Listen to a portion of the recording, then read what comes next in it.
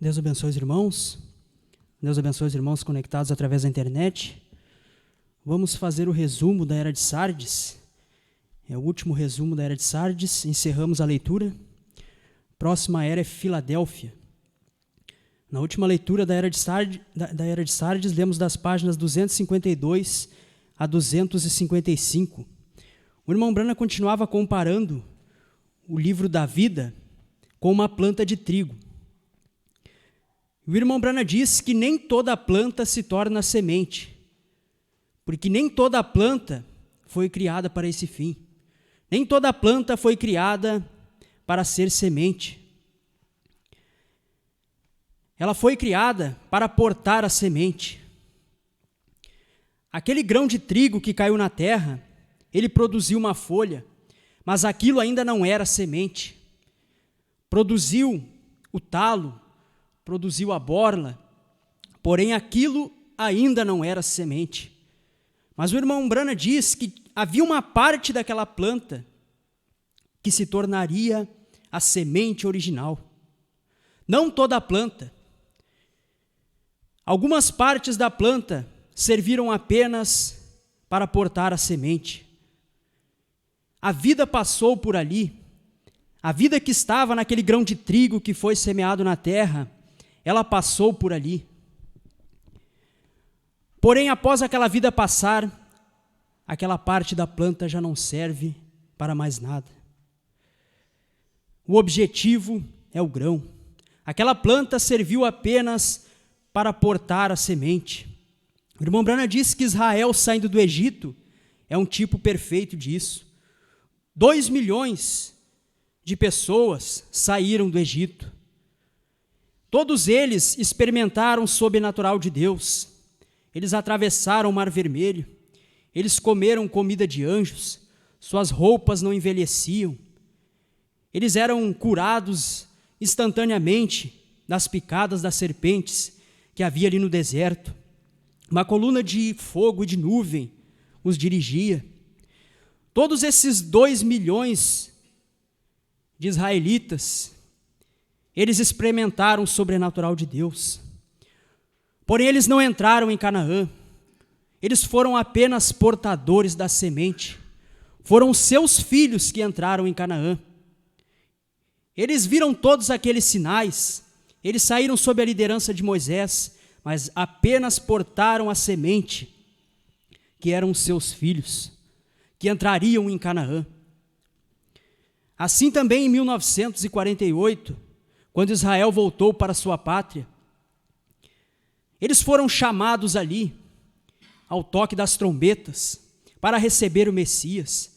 Porém, muitos daqueles, a grande maioria daqueles, já partiu, já se foram. Aquela geração passou. Mas os filhos deles, quando eles voltaram para aquela terra, eles carregavam, eles portavam aqueles que hão de receber o Messias pela pregação das 2 testemunhas no período da grande tribulação. Assim também o povo da mensagem, que ouviu a mensagem nos anos 70, eles apenas portaram a semente. Eles não puderam saber de 7 trovões, de novo nome, de terceira etapa, de 7º selo, que o Cordeiro havia saído do trono, que a era de Laodiceia havia terminado, porque eles serviram para portar a semente. Eles viram o sobrenatural de Deus, eles experimentaram a verdadeira mensagem vinda de um profeta, porém eles não viram a terceira etapa, mas eles a rejeitaram. E hoje você vê a desgraça que se tornou aquilo. Muitos nem no irmão Branham mais creem, porque eles apenas portaram a semente. Assim como a planta de trigo, aquelas partes, o pólen, as folhas, o talo, aquilo tudo apenas serve para portar a semente. E aqueles israelitas que saíram do Egito sob a liderança de Moisés eram portadores. Este é um tipo perfeito. E aqueles que não entraram em Canaã, o irmão Branham diz, tiveram seus nomes riscados do livro da vida. E nenhum nome será riscado do livro da vida, o irmão Branham diz. Nenhum nome será riscado do livro da vida eterna, que o irmão Branham também chama em outras partes aqui de uma seção do livro da vida. Há o livro da vida, cujos nomes estão escritos ali, e uns serão riscados, como foi o caso de Judas. Porém, há aqueles que têm seus nomes numa seção do livro, que é a noiva de Jesus Cristo. Ela jamais pode ter seu nome riscado do livro. Ela tem a vida eterna. Ela não entra na vida eterna, mas ela tem a vida eterna. Ela foi eleita nele antes da fundação do mundo. Ela está sentada com ele em seu trono. Ela jamais pode ser julgada. Ela é parte de seu corpo. Ela é membro dele. Você já pensou um Deus faltando um braço, faltando um dedo? Não.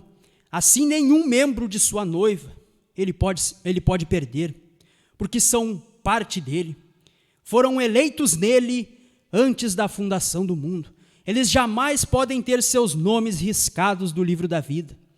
Mas o irmão Branham diz que não é assim com relação a todos no livro. Alguns sim terão seus nomes riscados, como foi Judas, como vimos no Velho Testamento, aquelas duas tribos que caíram em idolatria, Dan e Efraim, as quais não apareciam mais em Apocalipse 7, porque seus nomes haviam sido riscados de debaixo do céu, devido à idolatria que fizeram.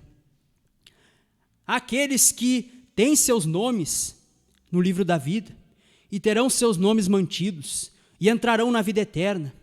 Aqueles justos que fizeram bem para a noiva, a virgem Nécia, que é purgada na grande tribulação, aqueles judeus que foram mortos na Segunda Guerra Mundial, que não receberam o Espírito Santo, que foram mortos pelo testemunho que deram, pela palavra de Deus, e não pelo testemunho de Jesus Cristo, pois eles não criam que Jesus Cristo era o Messias.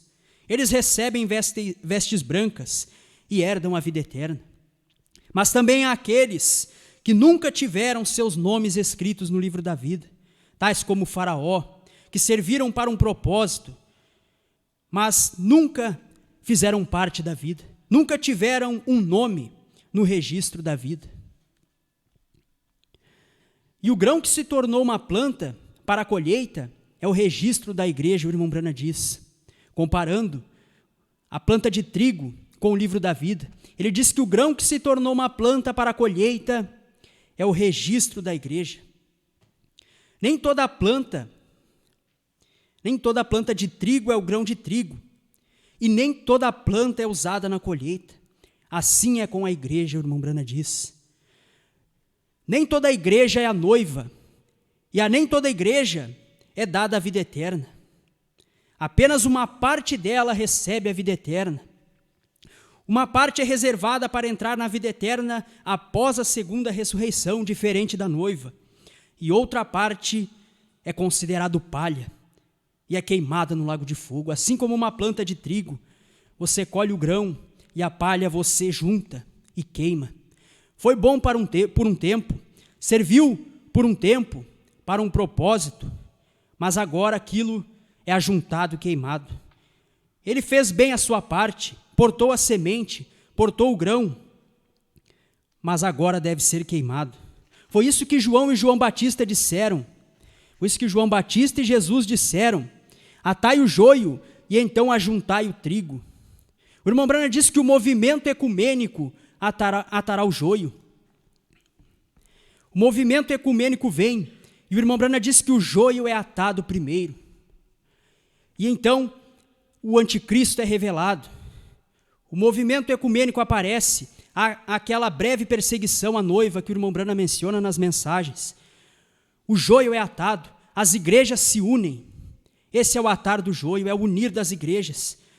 E então o grão, o trigo, ele é ajuntado também e levado no rapto. Ele é ajuntado no celeiro. Assim como aquele joio é ajuntado no Concílio Mundial de Igrejas, também o trigo, ele é colhido e levado ao celeiro. Isso é no arrebatamento, o irmão Branham diz.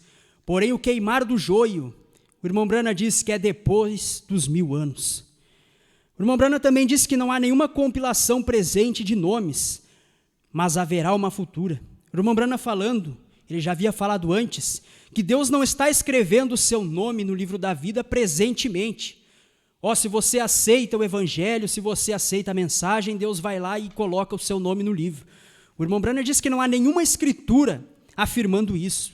Ele não está fazendo isso agora, porém ele já fez antes da fundação do mundo. Ele já colocou o nome ali antes da fundação do mundo, pela sua presciência, pela sua onisciência. Porém, o irmão Branham disse que haverá sim uma compilação futura. E ele usou o Salmo 87, que fala que Deus iria descrever os nascidos de Sião. O irmão Branham diz que isto é uma lista revisada. Aqueles que permaneceram no livro, que não tiveram seus nomes riscados do livro, como foi Judas e outros, eles entrarão, o irmão Branham diz, numa lista revisada. E Jesus Cristo confessará os seus nomes diante de seu Pai e de seus anjos. Agora mesmo no rapto, ele tem chamado os seus eleitos, as suas ovelhas, os confessado, para ir no grande dia do arrebatamento.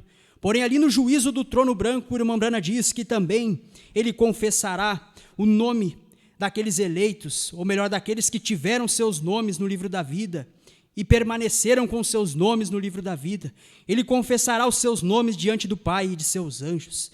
E o irmão Branham diz que todo mundo gosta que seu nome seja falado em público, mas quão docemente deve ser Jesus Cristo falando o seu nome, chamando o seu nome, confessando o seu nome diante do Pai e dos santos anjos. O irmão Branham diz: quem tem ouvidos, ouça o que o Espírito diz às igrejas. Uma vez mais o Espírito tem falado, uma vez mais recapitulamos o testemunho do que o Espírito disse para outra era, e achamos o testemunho correto. Outra era passou e ela cumpriu-se exatamente como ele disse que seria.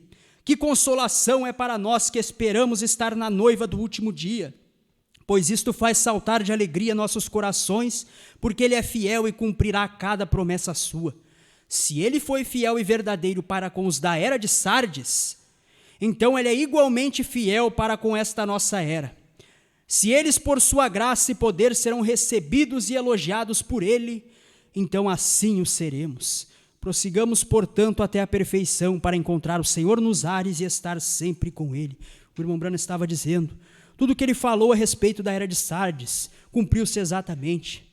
O que ele falou ali naquela carta foi o que vimos acontecer naquele período da reforma. E se o que ele falou acerca daquele período se cumpriu exatamente, o que ele fala sobre nós também irá se cumprir. Suas promessas de vida eterna. Os irmãos podem colocar-se de pé, vamos receber nosso pastor.